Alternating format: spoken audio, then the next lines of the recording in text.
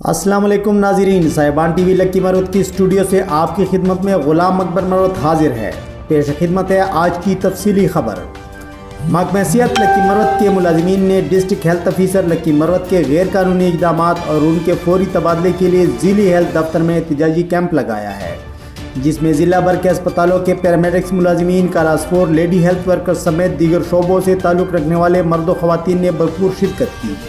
جبکہ اس موقع پر ملازمین سے اظہار یکجہتی کے لیے ضلع ناظم لکی مروت اقبال حسین ریکویٹ، سابق ضلع ناظم اشفاق احمد خان مناخیل، JUI کے رہنما انجینئر امیر نواز خان،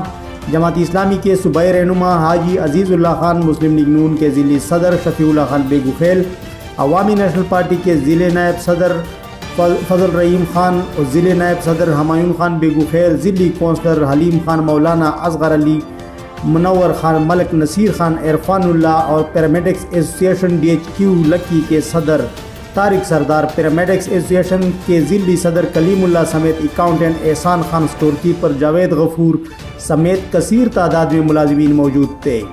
اس موقع پر سرکاری اسٹور کیپر جاوید غفور نے الزام لگایا کہ اس وقت سرکاری میڈیسن اسٹور میں وافر مقدار میں ادویات موجود ہیں، لیکن DHO ادویات کے اسپتالوں